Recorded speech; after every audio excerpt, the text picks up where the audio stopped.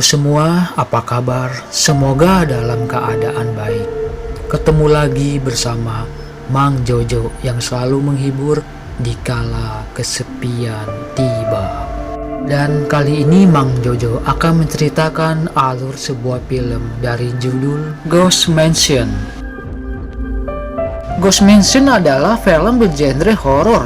Film ini menceritakan tentang seorang penulis yang tiba di sebuah apartemen lusuh untuk mendapatkan ide menulis. Dan ketegangan pun terjadi di sini. Yuk langsung saja kita masuk ke alur cerita filmnya.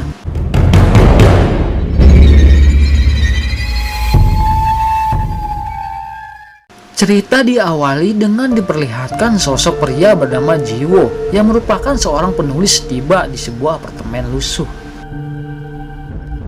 Dan di sana ia bertemu dengan pengurus apartemen tersebut untuk menggali informasi. Mengingat ia telah mendengar rumor cerita-cerita aneh yang terjadi di apartemen tersebut. Dan pengurus lalu menceritakan kejadian yang terjadi di apartemen tersebut. Dan pertama, penghuni kamar dengan nomor 504 yang dihuni oleh penulis novel terkenal, lalu ia menerima teror dari hantu anak-anak. Singkat cerita, di sini ia marah-marah dan memutuskan untuk melihat CCTV. Namun pengurus mengatakan bahwa tidak ada anak-anak yang tinggal di sini. Dan di sini penulis novel itu pun tak mempercayainya. Lalu ia segera pergi ke lantai 4 ke kamar nomor 404. Dan di sana ia menemukan banyak sepatu anak-anak. Lalu di sini ia meyakini anak pengganggu itu ada di sini. Dan saat itu pun ia langsung marah-marah, namun tak ada respon, sehingga penghuni lain pun keluar dan menegurnya untuk jangan berisik. Dan di sini ia pun lalu memutuskan untuk memasukkan seluruh sepatu itu ke dalam plastik besar dan membuangnya.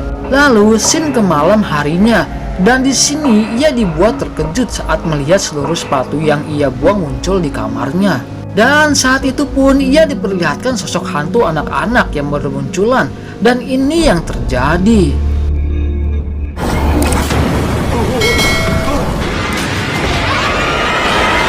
Dan saat kejadian itu, ia pun dibuat menghilang. Dan scene kembali lagi ke Jiwo. Di sini ia mengatakan kepada pengurus bahwa penulis novel tersebut sudah menghilang 2 tahun yang lalu. Dan di sini pengurus lalu menceritakan kisah lainnya. Penghuni kamar 907. Di sini ia menceritakan seorang apoteker wanita yang memiliki kekasih, di mana kekasihnya itu sudah memiliki istri dan anak. Dan saat malam harinya, kekasihnya pun datang dengan bahasa kuyup. Lalu ia duduk diam di sofa dan memberitahu bahwa istrinya telah mengetahui hubungan ini. Dan lalu ia meminta izin untuk menginap dan memintanya juga jika ada yang datang mencarinya bilang saja tidak tahu.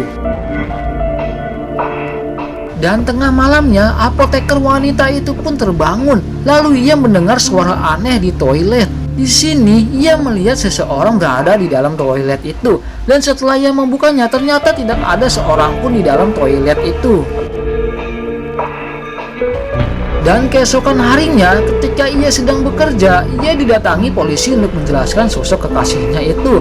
Dan faktanya, ternyata kekasihnya itu habis membunuh keluarganya sendiri. Lalu ia pun terkejut mendengarnya. Dan saat ia sudah sampai di apartemennya, ia bergegas mencari kekasihnya itu.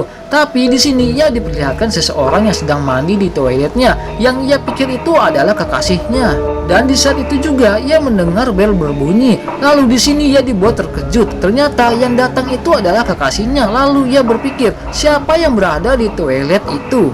Dan di sini kekasihnya itu pun langsung menghampiri toilet itu sambil membawa palu. Dan anehnya saat pintu toilet itu akan dibuka, kekasihnya pun berbalik menatapnya lalu berkata, "Sudah kubilang untuk tidak memberitahu siapapun bahwa aku mandi di sini. Mengapa kamu melakukan itu?" Dan di sini ia pun merasa ketakutan. Seketika ia melihat sekeliling dinding berlumuran darah, dan di sini pun akhir dari kisah wanita apoteker tersebut. Dan selanjutnya kisah di kamar 708. Di sini diperlihatkan sosok pria yang sedang makan malam bersama sosok boneka perempuan. Dan saat itu ia diperlihatkan aliran air wastafelnya mampet. Lalu ia mencoba memeriksanya dan memasukkan tangannya.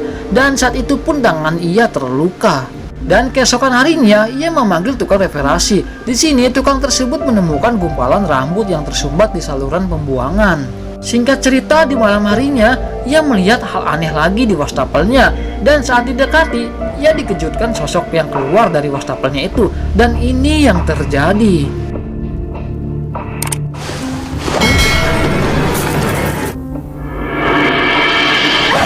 Dan sejak kejadian itu, kisah pria itu pun hidup dengan rasa ketakutan yang luar biasa. Singkat cerita, di sini Jiwo menemui manajer untuk memberikan karya tulisnya, dan manajer itu pun menyukainya. Dan lalu manajer itu meminta kepada Jiwo untuk membuat cerita yang lebih panjang lagi agar lebih menarik. Dan Shin berpindah ke rumahnya Jiwo. Di sini ia bergegas untuk pergi lagi ke apartemen lusuh itu. Namun di sini seorang wanita melarangnya karena ingin tetap bersamanya sambil merayakan perayaan ulang tahun. Namun di sini Jiwo bersikeras untuk pergi. Dan setelah di apartemen lusuh itu, Jiwo menemui lagi pengurus itu dan memintanya untuk menceritakan lebih banyak lagi kisah kepadanya. Dan lalu pengurus itu menceritakan kisah misteri yang lain. Di sini pengurus itu menceritakan kamar 604, di mana ada seorang siswa yang baru tiba dari luar negeri dan memutuskan untuk tinggal di rumah temannya sementara waktu.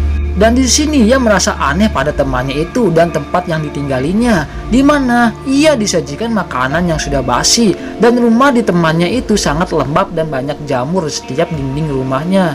Dan esok harinya ia memutuskan membersihkan rumah temannya itu agar tidak lembab dan tidak banyak jamur. Dan saat temannya itu sudah pulang, ia marah-marah dan berkata kenapa sampai dibersihkan dinding-dinding itu. Dan pada malam harinya, ia mengamasi kopernya dan bergegas untuk pergi dari tempat itu. Dan saat akan pergi, temannya itu pun datang. Lalu ia sangat terkejut saat temannya itu melihatkan wajahnya. Dan di sini tiba-tiba ada tangan yang menariknya. Ia pun teriak histeris dan saat kejadian itu, ia pun tak pernah terlihat lagi. Dan saat cerita itu, Jiwo meyakini apartemen itu terkutuk dan ada kaitannya dengan pemujaan yang misterius yang berada di apartemen tersebut. Dan lalu pengurus kemudian memberikan kunci kamar bernomor 1504 dan dipersilakan pergi dan mencari tahu sendiri. Dan di sisi lain, cewek yang tadi itu menemukan rekaman Jiwo dan mendengarkannya. Dan setelah mendengarkannya, cewek itu pun langsung menuju apartemen tersebut karena khawatir dengan Jiwo. Dan kembali lagi ke apartemen. Di sini Jiwo menuju kamar 1504 dan saat di lift Jiwo bertemu pria aneh. Dan di sini Jiwo pun merasa ketakutan. Lalu yang tadinya ingin ke lantai 15, ia pun langsung merubahnya menjadi ke lantai 10. Dan benar saja saat tiba di lantai 10, Jiwo bergegas turun dan tak lama kemudian anehnya pria itu berada di lantai 10 itu juga. Dan lantas ia pun mengejar Jiwo. Dan di sini Jiwo pun berlari sekuat tenaga dan bersembunyi di dalam lemari.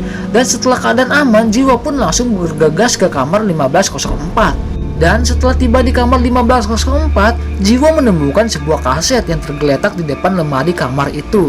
Dan lalu Jiwo pun memeriksa kaset itu dan mendengarkannya. Dan saat didengarkan ternyata itu adalah suara dari pengurus tersebut. Di rekaman itu pengurus mengatakan, jika kamu mendengarkan ini, berarti kamu sangat menginginkan kebenaran. Dan di rekaman itu pengurus pun berucap, aku bukanlah pengurus di sini, dulu pun aku seorang tamu. Dan ternyata faktanya di masa lalu pengurus dengan adiknya itu pun merupakan perampok. Dan mereka tiba di apartemen di kamar 1504 untuk mencuri uang milik ketua pemujaan yang sudah meninggal. Dan di kamar itu mereka menemukan mumi ketua pemujaan tersebut. Dan di sini pengurus tersebut mengambil sebuah kunci di mulut mumi tersebut. Dan usai mendapatkan kunci, lalu pengurus membuka lemari yang berisikan banyak uang. Dan anehnya di sini pengurus itu pun menghilang seketika saat sedang memasukkan uang ke dalam tasnya. Dan di sini adiknya pun merasa ketakutan melihatnya dan ia pun langsung bergegas pergi dari sana sambil membawa uang tersebut. Dan saat sudah di mobil, adiknya itu pun dikejutkan oleh pengurus yang tiba-tiba muncul. Dan saat pengurus sudah berada di dalam mobil, tiba-tiba ia berubah menjadi mumi pemujaan tersebut dan di sini ia pun mati. Setelah mendengarkan rekaman itu sampai selesai, Jiwo pun merasa terkejut dan tiba-tiba saja di sini muncul mumi ketua pemujaan tersebut. Lalu Jiwo pun berlari ke dalam lemari. Dan saat di dalam lemari, ia malahan terkunci selamanya di lemari tersebut. Di sini Jiwo memohon untuk dibukakan lemari itu. Tapi di sini pengurus yang sebenarnya ketua pemujaan pun mengabaikannya. Dan di scene akhir ternyata pengurus tersebut merubah wajahnya menjadi wajah Jiwo. Dan saat ceweknya tiba di apartemen itu, ia bertemu dengan Jiwo yang sebenarnya itu adalah ketua pemujaan. Dan film pun selesai. Dan nantikan alur cerita film selanjutnya dari Mang Jojo.